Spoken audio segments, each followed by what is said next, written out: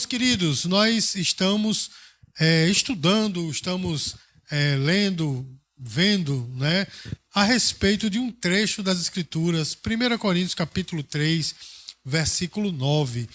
Na semana passada nós vimos sobre os cooperadores de Deus. Amém, irmãos? E hoje, né, nós vamos ver sobre a segunda figura de linguagem que Paulo aplica à igreja, sobre a lavoura de Deus. Amém? Amém, queridos? 1 Coríntios capítulo 3, versículo 9, a palavra do Senhor diz assim: porque de Deus somos cooperadores, lavoura de Deus, edifício de Deus sois vós. Os irmãos podem repetir?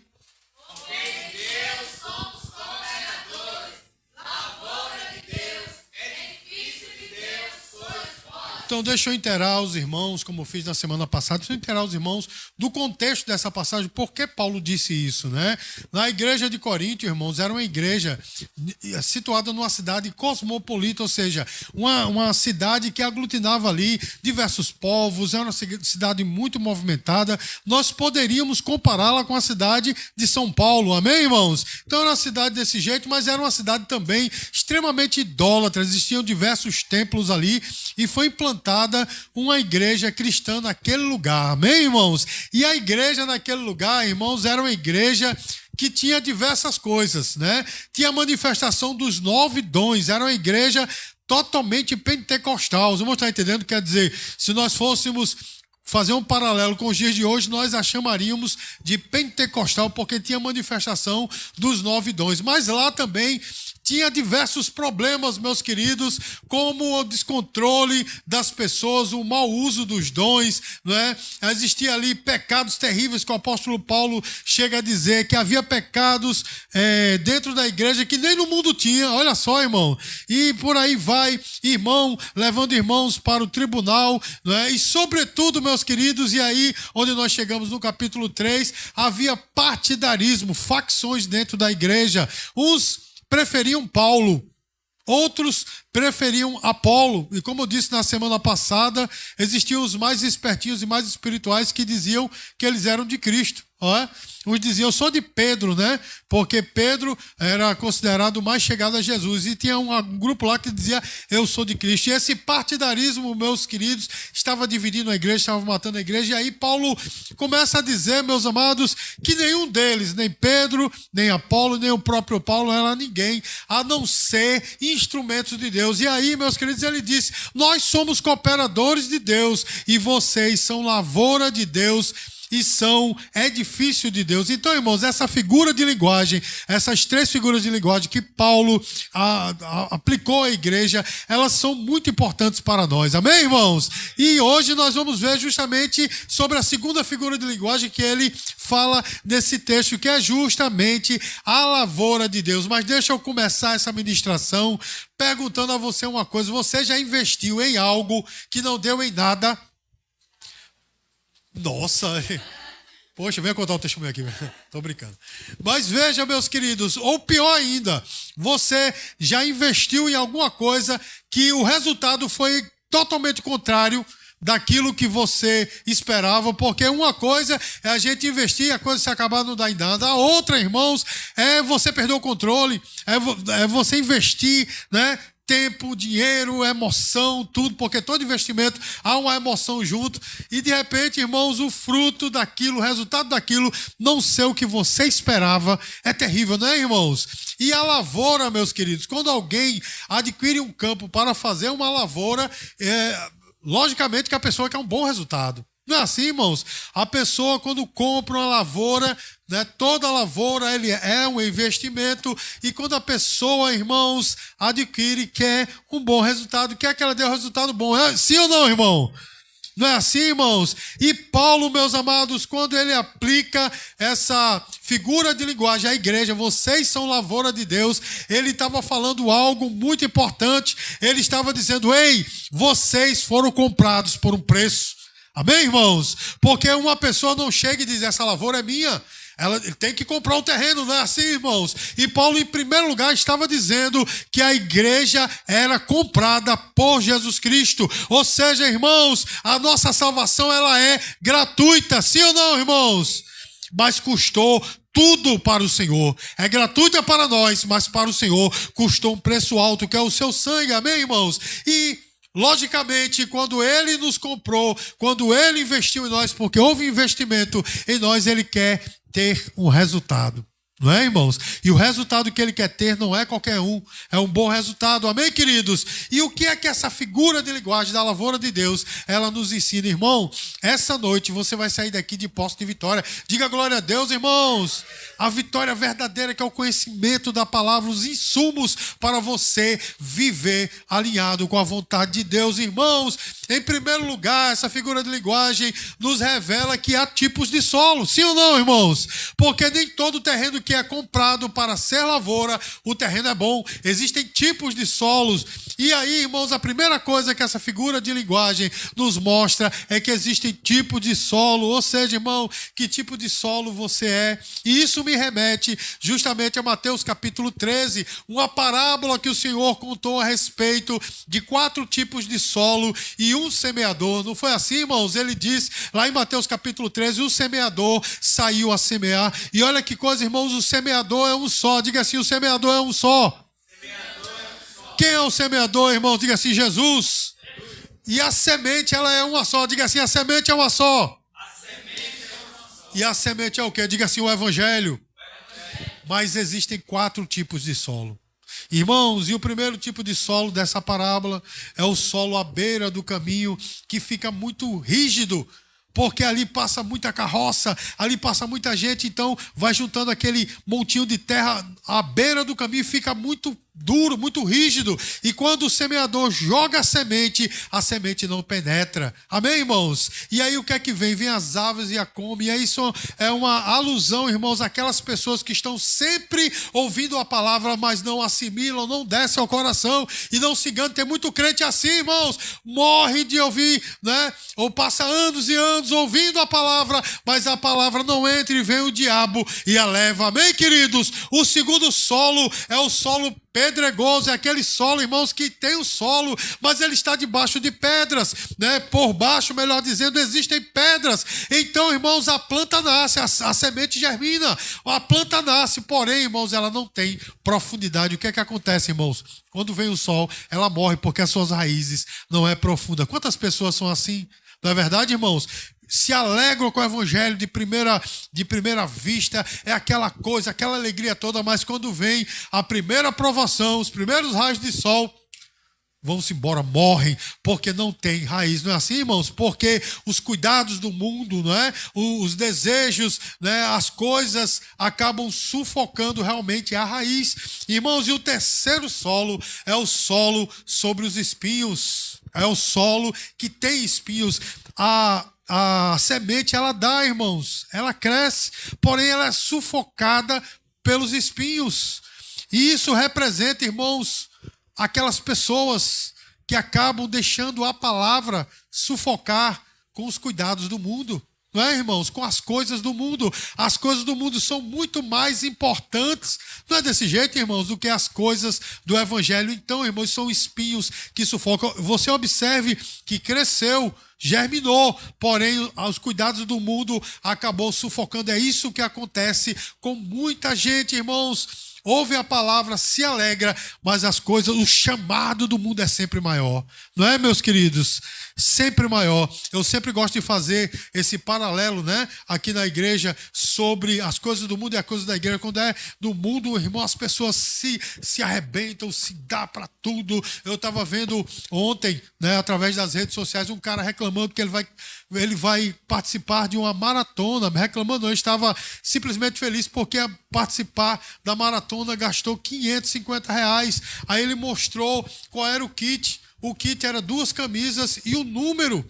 Olha só, irmãos, 2 camisas dessas que os irmãos estão usando, 2 camisetas, e o número que ele vai colocar aqui, um monte de papel dizendo que você vai passar por aqui, R$ 550. Não é assim, irmãos? Mas para o camarada dar R$10, não vou dizer nem 10, para dar 5 na igreja é uma dificuldade. Não é, irmãos? Porque o chamado do mundo é sempre maior. Isso sufoca o evangelho. E existe o quarto tipo de solo, meus queridos, que é o solo da boa terra, a terra que frutifica, a terra frutífera, que dá 100 por 1. Ou seja, essa terra recebe a semente entra, germina profundamente, cresce e dá frutos. E aí eu pergunto a você, desses 4 solos, que tipo de solo é você? Isso é uma pergunta retórica para você responder para você mesmo. Uma coisa eu sei, você não pode ser esses 4 tipos de uma hora só, ou de uma vez só. Você não pode ter esses 4 tipos de solo dentro de você. Você tem que ser um deles. E eu digo para você, meu irmão, eu pergunto para você, melhor dizendo, você está deixando o lavrador, que é Deus, trabalhar no seu solo? Porque se o seu solo é pedregoso, é duro, na beira do caminho, ou tem espinhos, você tem deixado Deus trabalhar para que se transforme numa boa terra, a terra que vai frutificar. Porque nessa noite, irmãos, Deus está falando para a sua igreja: ei, eu sou o lavrador e eu quero trabalhar no teu coração do jeito que está. Eu não quero que fique. Diga glória a Deus, igreja. Porque, na verdade, meus queridos, Deus cuida daquilo que é seu. Deus cuida de você. Você pode bater no peito e dizer: eu pertenço a Deus. Deus cuida de mim. E nessa noite, irmãos, eu quero dizer para você que Deus, Ele cuida de você. E é de uma maneira personalizada. Não é? Como assim, pastor, personalizada? Porque o jeito que Deus trabalha comigo é diferente do que Ele trabalha com você, é customizado, né? Deus trabalha comigo de uma maneira customizada, com você de outra maneira. Deus não tem um trabalhar uniforme com todo mundo, não, irmãos. Deus tem uma chamada para todos, mas o trabalhar dele é uniforme. Mas uma coisa nós podemos determinar, nós podemos discernir, é que Deus, irmãos, Ele, em primeiro lugar, Ele cuida, Ele protege daquilo que é seu. Ele protege aquilo que é seu. E aí eu quero fazer menção, irmãos, de um texto, lá em Cantares, capítulo 4, versículo 12. Porque aquele que compra uma lavoura, a primeira coisa que ele faz, irmão, quem compra uma terra, a primeira coisa que ele faz, ele não vai capinar, ele não vai limpar. A primeira coisa que ele faz é cercar. É ou não é, irmãos? Porque ele precisa cuidar daquilo que é seu. E olha só, Cantares, capítulo 4, versículo 12, diz assim: jardim fechado és tu, minha irmã, noiva minha, manancial recluso, fonte selada. Aqui, irmão, Salomão está dizendo para a Sulamita: você é minha e ninguém toma conta de você, sou eu que tomo. Ninguém pode entrar, porque quando o jardim é fechado, irmão, isso quer dizer só pessoas autorizadas podem entrar. É ou não é assim, irmãos? E Salomão representa Jesus Cristo, o irmão sabe muito bem disso. E a Sulamita representa a igreja. Portanto, irmãos, o Senhor está dizendo para você: eu protejo você. Não é qualquer um que pode entrar no teu coração. Amém, irmão? Não é qualquer um que pode entrar na sua vida. Você não pode permitir, Ele não quer que qualquer um entre na sua vida, porque o Senhor, irmãos, Ele cuida daquilo que é seu. Amém, amados? E há um investimento fortíssimo na nossa vida, porque quem compra um campo, além de cercá-lo, há um cuidado, não é, irmãos? Ele vai limpar o campo antes de tudo, ele vai trabalhar a terra para poder receber a semente. Não é assim, irmãos? Vai arar a terra, vai plantar a semente, vai adubar, vai regar, vai ficar cuidando. Quando as ervas daninhas nascerem, o agricultor ele vai retirando. Não é assim, irmãos? Não é assim que acontece? E há um investimento de Deus na nossa parte. Ou seja, há um investimento de Deus em nós. E para ilustrar isso, eu quero ler uma parábola que está lá no livro do profeta Isaías, capítulo 1, versículo 4. Eu quero que você leia juntamente comigo e se coloque na posição dessa lavoura que está lá em Isaías 5. Amém, irmãos? Diz assim: agora cantarei ao meu amado o cântico do meu amado a respeito da minha vinha. O meu amado teve uma vinha num outeiro fertilíssimo. Olha só, irmãos. O outeiro era fertilíssimo. Amém, irmãos? Olha só que coisa. Sachou-a, limpou-a das pedras e a plantou de vides escolhidas, ou seja, a semente era boa. A semente não era qualquer uma, foi a melhor semente. Amém, queridos? Vamos continuar. Edificou no meio dela uma torre e também abriu um lagar. Ele esperava que desse uvas bravas, mas vou sair da frente, mas vamos lá, ele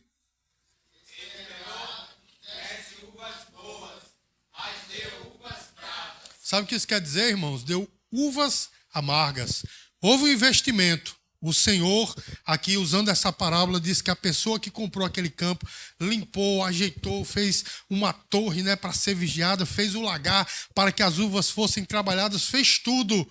Inclusive o outeiro, ou seja, o local era fertilíssimo, mas deu uvas bravas. Diga assim, misericórdia. Agora seguindo, agora pois, ó moradores de Jerusalém e homens de Judá, julgai-vos, peço, entre mim e a minha vinha. Que mais se poderia fazer? Olha que palavra dura, irmãos. Que mais se poderia fazer ainda a minha vinha, que eu não tenha feito? E como esperando eu que desse uvas bravas, veio a produzir. Aliás, e esperando eu que desse uvas boas, veio a produzir uvas bravas. Irmãos, Jesus, ele investe na vida da quem ele chama. E ele espera que dê frutos bons. Diga assim, o Senhor espera que dê frutos bons. Mas muitas vezes, irmãos, o fruto que nós damos não é o fruto esperado pelo Senhor. Você está entendendo, irmãos? A despeito de todo investimento que Deus faz, existem muitos que o fruto que é dado não é um fruto bom. Irmão, aí eu pergunto a você, você tem valorizado o cuidado que Deus tem tido com a tua vida? Você tem valorizado aquilo que Deus tem feito com você? Sabe por quê, meu irmão? Porque quando o mundo nos desprezou, Ele te acolheu. Quando as pessoas achavam que você era um caso perdido, o Senhor te recolheu. Quando você mesmo pensava que não ia ser ninguém, Deus te chamou para ser filho e filha dele. Deus investiu na tua vida, Deus te transformou a tua tristeza em vestes de alegria. Deus mudou a sua vida, seus amigos, seu jeito de falar, começou a abrir portas, começou a mover as águas em teu favor. E aí eu pergunto, como é que você tem agido em resposta àquilo que Deus tem feito por você? Você tem valorizado aquilo que Deus tem feito com você? E isso nos leva ao terceiro e último ponto que eu quero tratar nessa noite. Que tipo de fruto nós estamos dando ao Senhor? Porque na parábola que nós acabamos de ler, meu irmão, o fruto foi mau. O fruto era ruim. O dono da vinha esperava uvas doces, mas deu uvas bravas. Irmãos, e a quantidade de uvas bravas que hoje está frutificando dentro das igrejas, irmãos, é incontável. É ou não é, meu irmão?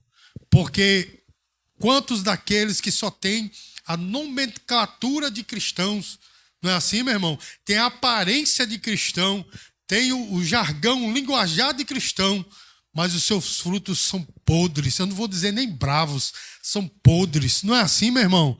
Tem pessoas por aí, meu irmão, com toda aquele estereótipo, né, de uma bênção, né, cospe fogo do púlpito, dos púlpitos, né, meu irmão? Tem todo aquele negócio, mas quando nós vamos ver de perto, e a Bíblia diz, é porque hoje em dia, irmãos, o que as pessoas gostam muito de citar é um versículo totalmente tirado do contexto. Não julgue para não ser julgado, então não julgue ninguém. Deixa as pessoas viverem assim. Mas lá em João capítulo 7, o Senhor diz assim, julgai segundo o reto proceder, o reto juízo. E Jesus ainda falou, pelo fruto os conhecereis. Então, meu irmão, nós temos que observar o fruto das pessoas. Não é o discurso, não é a aparência, é o fruto que eles dão, é o fruto que eles deixam. E muitas vezes quando nós chegamos perto dessas pessoas, os frutos são podres. E eu estou falando aqui de pessoas que estão no púlpito, mas as pessoas também que estão na nave da igreja. Irmãos, misericórdia, misericórdia. Irmãos, anos atrás, uma cantora da nossa cidade, uma bênção, uma mulher, onde ela ia, ela levava o seu esposo. O esposo dela assim meio esquisito, mas né? Andava com ela, tal, e o homem pregava aquela coisa toda.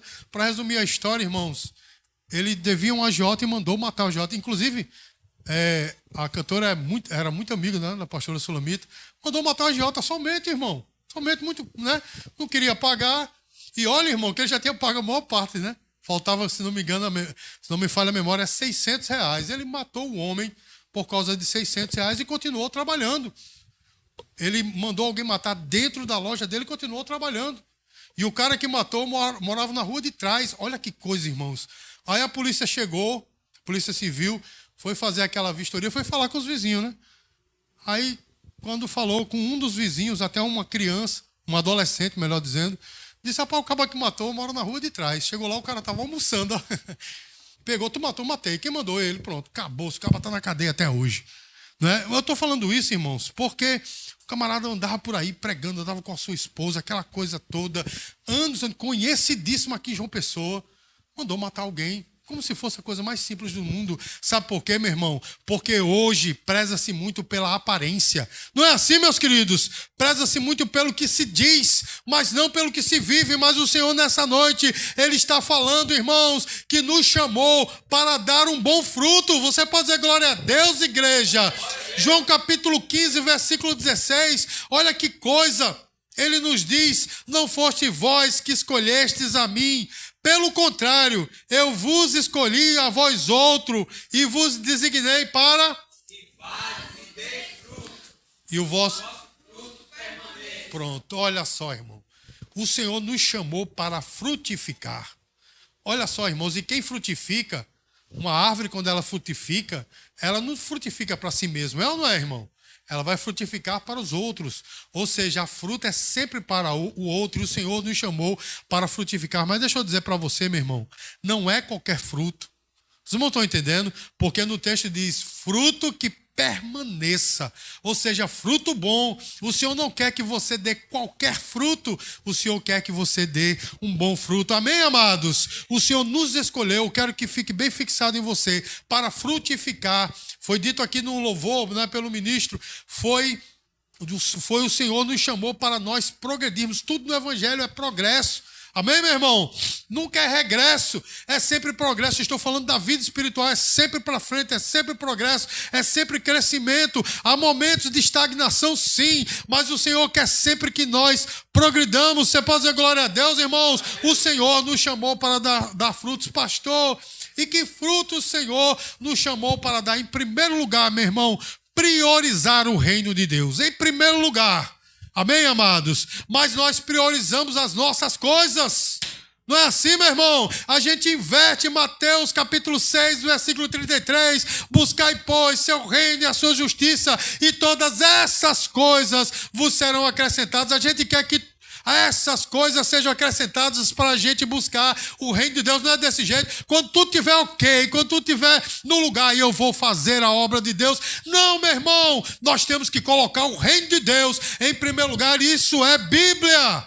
Priorizar o reino de Deus. O reino de Deus tem que estar à frente. Deuteronômio capítulo 28, que as pessoas gostam de citar muito, que as bênçãos do Senhor correm atrás dos crentes. Não é assim, meu irmão? Mas veja os versículos anteriores. Tem que primeiro, meu irmão, amar a Deus sobre todas as coisas, priorizar o reino. Aí você vai andando e as bênçãos vai te acompanhando. O primeiro fruto que o Senhor quer de nós é que nós priorizemos o reino de Deus em tudo.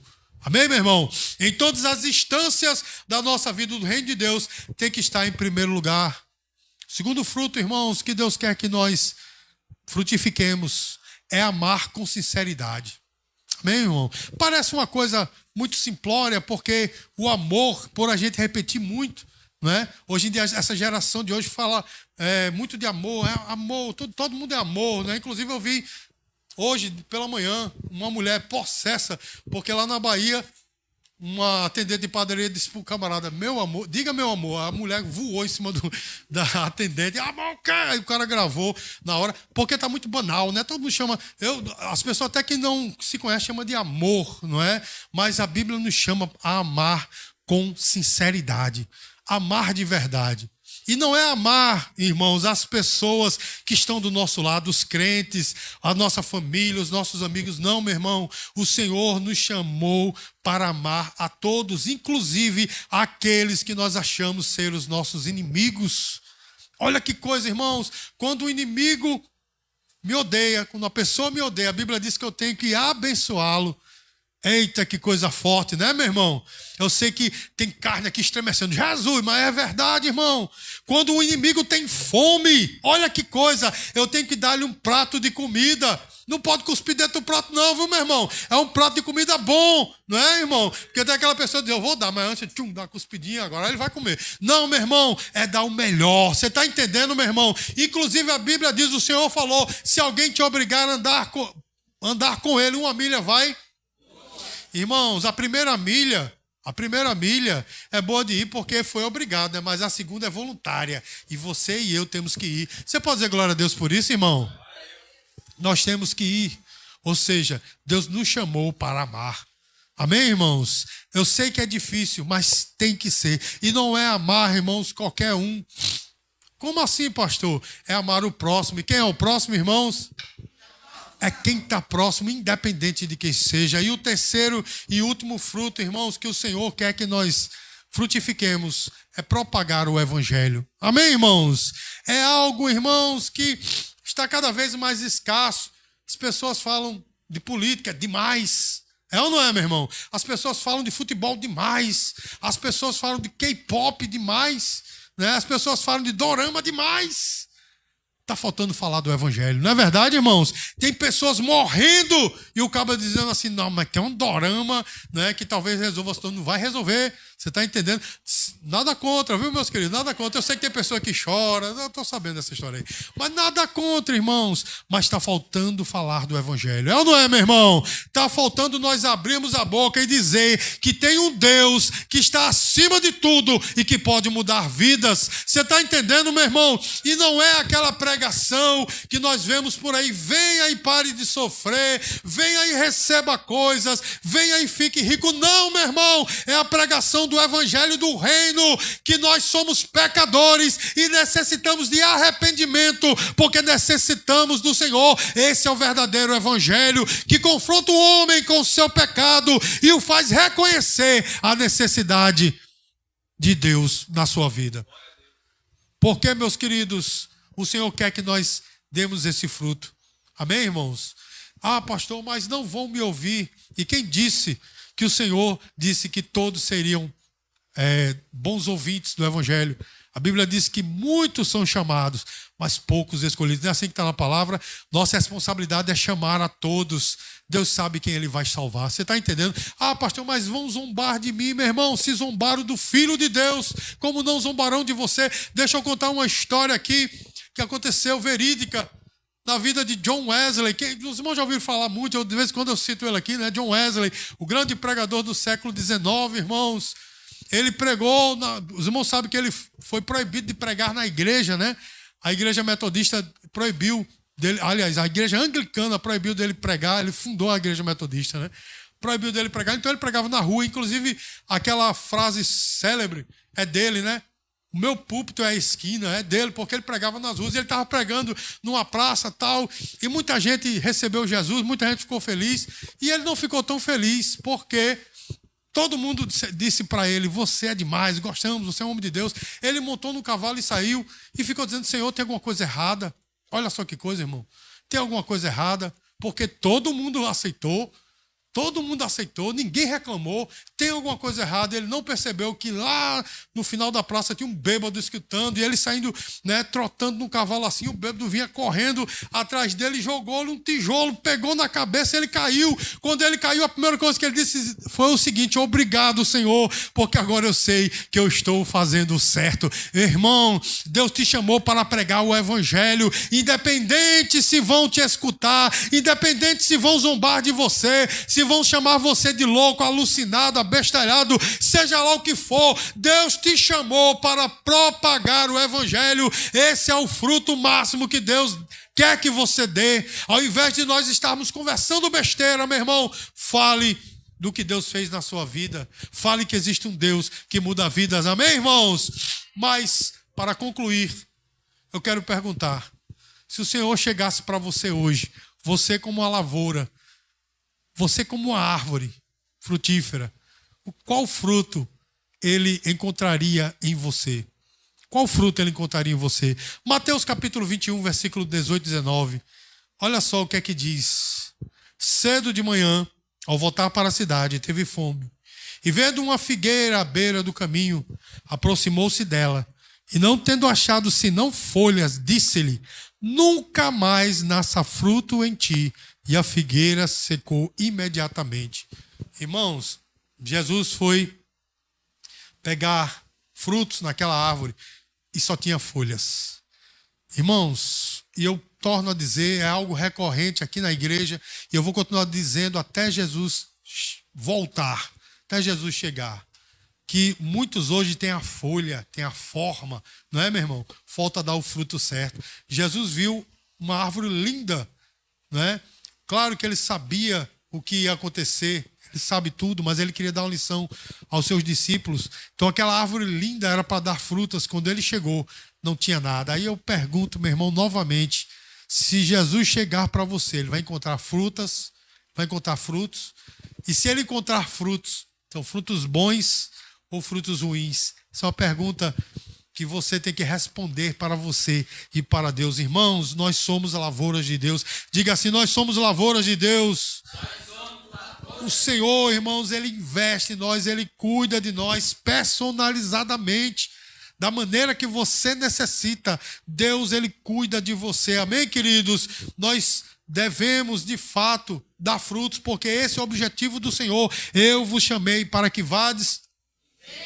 Esse é o objetivo. Deus quer que você frutifique. Mas aí, meu irmão, eu pergunto, que tipo de solo é o teu coração? Que tipo de frutos você tem dado? Você tem valorizado o investimento de Deus na sua vida? Você tem valorizado? Ah, pastor, mas falta aquela bênção que eu estou orando, que eu estou pedindo chegar na minha vida. Meu irmão, a maior bênção de todas Deus já te deu, que é a salvação. O Senhor morreu para você ser salvo dos seus pecados, para pagar o preço dos teus pecados. Valorize o investimento de Deus na sua vida. Irmãos, nós temos que produzir e que os nossos frutos sejam bons, porque se os frutos não forem bons, hoje é momento de mudança. Renda-se ao cuidado do Supremo Lavrador. Hoje, renda-se. Diga, Senhor, eu quero teu trabalhar na minha vida, para que minha vida mude. Amém? Dê uma linda salva de palmas para o Senhor Jesus. Glória a Deus.